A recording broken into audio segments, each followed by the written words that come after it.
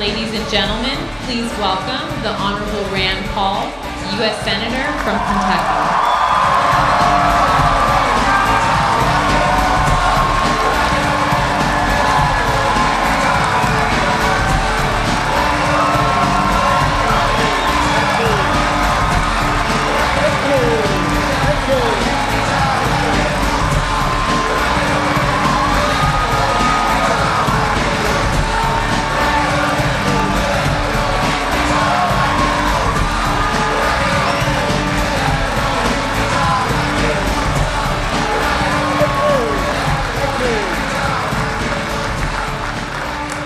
Thank you. What a great crowd. Great to be here.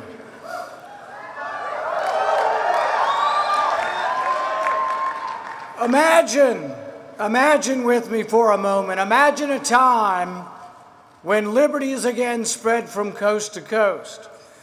Imagine a time when our great country is again governed by the Constitution. Imagine a time when the White House is once again occupied by a friend of liberty.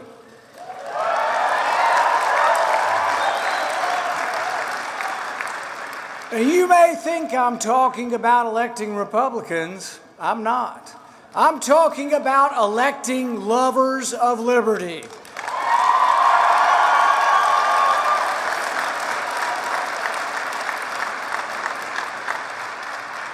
It isn't good enough to pick the lesser of two evils. We must elect men and women of principle and conviction and action who will lead us back to greatness. There is a great and tumultuous battle underway for the future, not of the Republican Party, but the future of the entire country. The question is, will we be bold and proclaim our message with passion, or will we be sunshine patriots retreating under adverse fire? Will we be firm in our convictions, or will we cower, defeated, and meekly dilute our message? Will we water down the Bill of Rights, or will we be all on fire like the unstoppable William Lloyd Garrison? For 30 years, Garrison stood as politicians whimpered and compromised and left their fellow man in bondage. Garrison would not. He could not sit quietly by. He rose above those politicians that would leave the country half free, half slave. His voice was unwavering. I will be as harsh as truth and as uncompromising as justice. I will be in earnest. I will not equivocate, and I will not excuse. I will not retreat an inch, and I will be heard.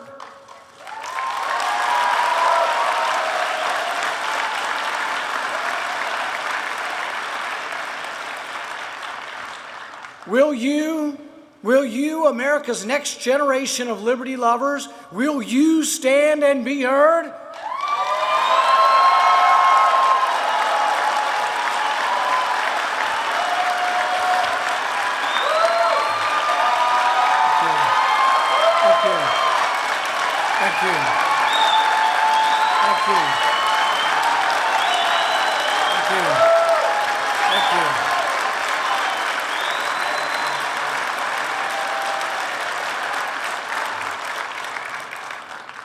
The Sons of Liberty, who fought against British soldiers writing their own warrants, would today make a bonfire of secret orders issued by federal police. The Sons of Liberty risked everything to guarantee your right to a trial by jury.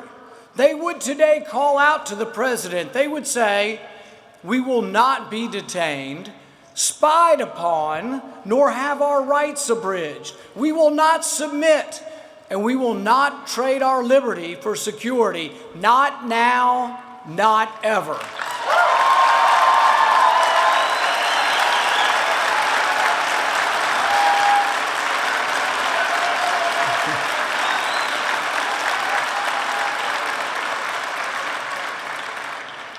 Yet, as our voices rise in protest, the NSA monitors your every phone call.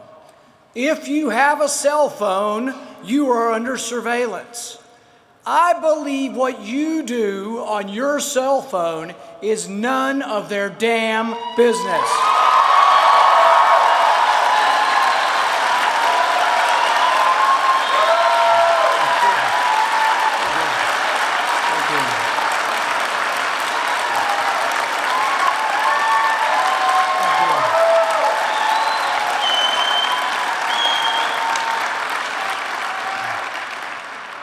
I believe this is a profound constitutional question.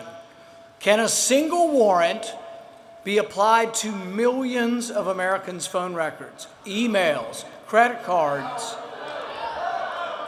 The government says, and I'm telling you the truth, this is what your government maintains. They say you don't own your records, that your visa statement does not belong to you. I disagree. The Fourth Amendment is very clear. Warrants should be issued by a judge. Warrants must be specific to the individual. A single warrant for millions of American phone records hardly sounds specific to the individual. Warrants are supposed to be based on evidence of probable cause that an individual has committed a crime. Generalized warrants that don't name an individual and seek the records of millions of individuals goes against the very fabric of the Fourth Amendment. John Adams wrote that James Otis's protest against generalized warrants was the spark that began the American Revolution. There's a great battle going on. Don't forget it. There is a great battle going on. It's for the heart and soul of America. The Fourth Amendment's equally as important as the Second Amendment, and conservatives cannot forget this.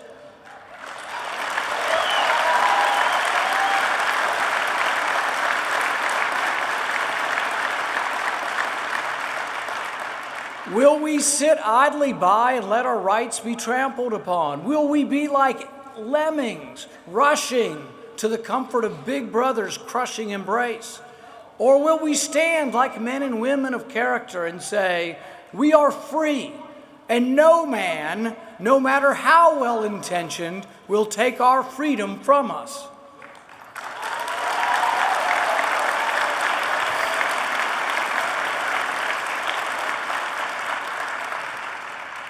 Daniel Webster anticipated our modern-day saviors who wish to save us from having too much freedom.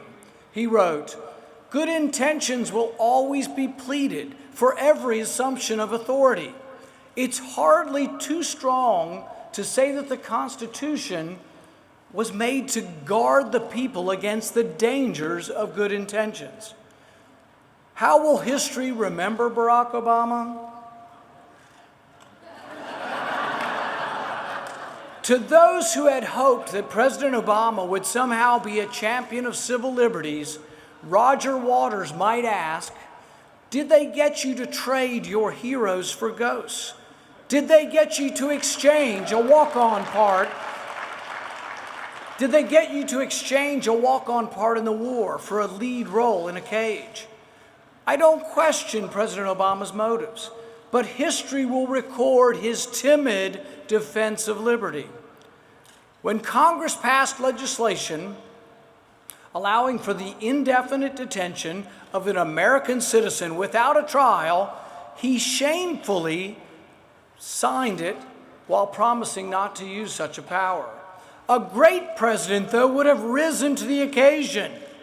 Instead of merely suggesting that he wouldn't use this dreaded power, a great president would have taken pen in hand and vetoed this abomination.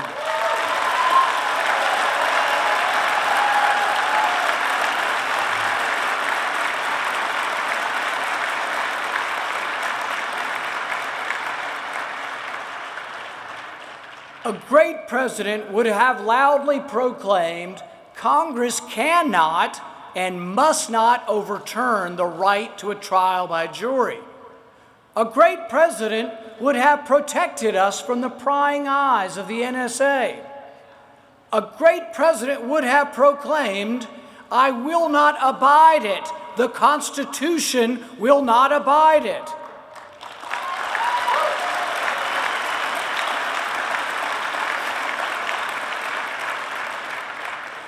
Our forefathers fought for the right to trial by jury so that not one innocent man would be wrongly imprisoned. Remember Richard Jewell? Everybody thought he was the Olympic bomber. He was convicted on television with no jury, no trial. Only problem was, he didn't do it. Had he been a black man in the South in 1920, he might not have lived to prove his innocence. Anyone with a memory of the times in our history when we didn't adequately defend everyone's rights, when we didn't adequately defend everyone's right to a fair and impartial trial, should stand now and be heard. We must defend our rights.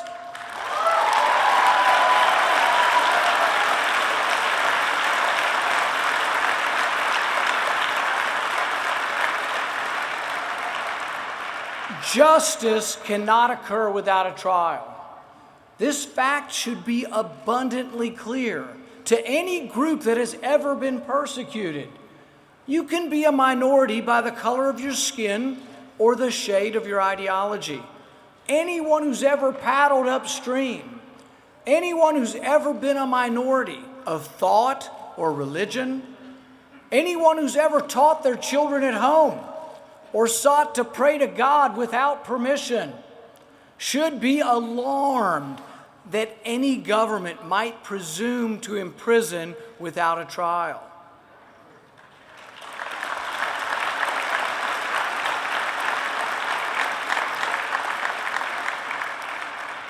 Whether you are black or brown or white, man or woman, you should fear a government that maintains the authority to imprison without trial, without a jury.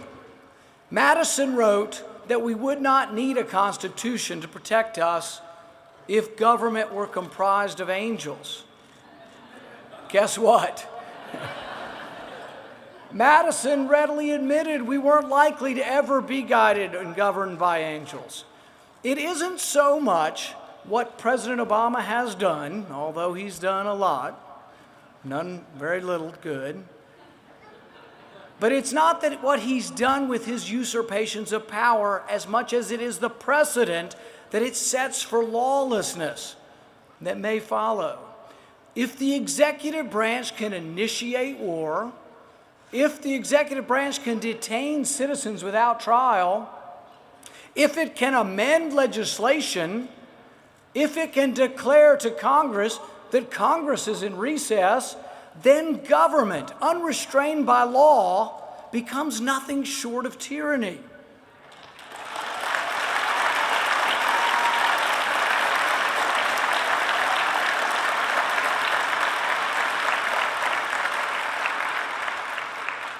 Montesquieu recognized this. He wrote that when the executive branch usurps the legislative authority, when the president says, "I can write the laws, watch me," he's got a pen, he's got a phone, he doesn't care what the law is, a tyranny will ensue, and we must stop this president from shredding the Constitution.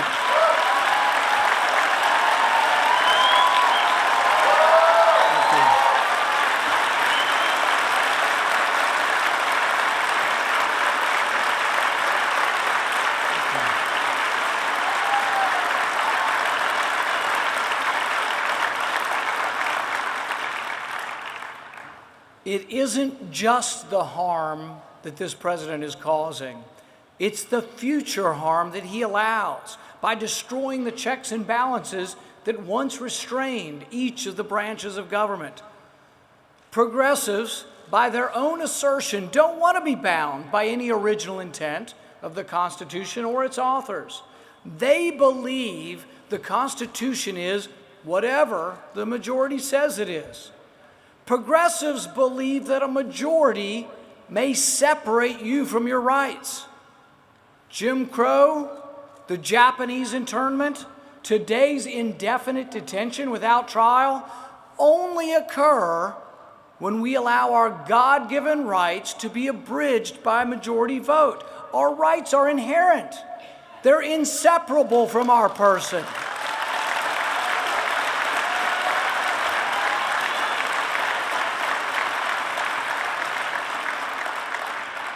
Our rights are innate. They come from our Creator, and no government can take them away from us.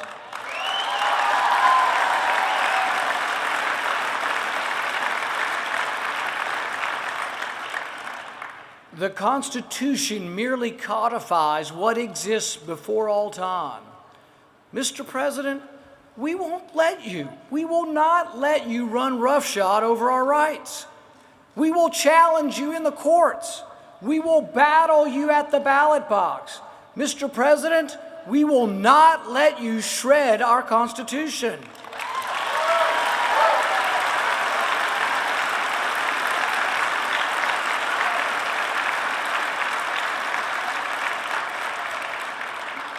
Our future hangs in the balance. We can debate a jobless recovery, an alarming debt, a bothersome and abusive regulatory state, but know this: you can't have prosperity without freedom. It isn't a message of the haves versus the have-nots, the rich versus the poor. It's a message for anyone who wishes to own their own destiny. America's greatness will not flicker if we believe in ourselves, believe in our founding documents, believe that all men are created equal and that everyone can succeed. That brings freedom. It brings not only great prosperity, but extraordinary generosity. Anybody think it's great to be poor in Cuba? America's the most generous nation on earth. We can't forget about it, but it came with our freedom. They go together. It's going to take all of us together. It's going to take a national revival of liberty. America's greatness, America's exceptional character, it's not in our DNA, but it's in a republic. It's in our founding documents. It's in a republic that for the first time in history rewards all individuals, regardless of birth or gender or ethnicity. It's a republic that restrains the government, not the individual. Your task is not to minimize the loss of freedom, not to clutch at what we've got left. Your job is to maximize your liberty. So let's do it together. Let's take a stand. When the president refused to rule out droning of an American citizen, I took a stand. I filibustered.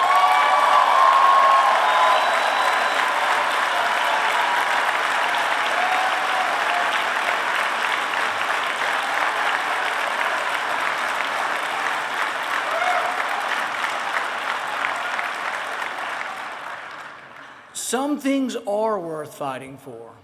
When I discovered that the NSA spied on and was collecting every American citizen's records, I took a stand. I sued the president.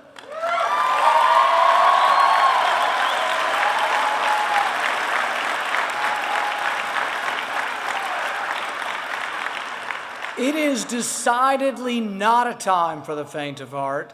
It's a time for boldness and action. The time is now. Stand with me. Let us stand together for liberty. Thank you, and God bless America.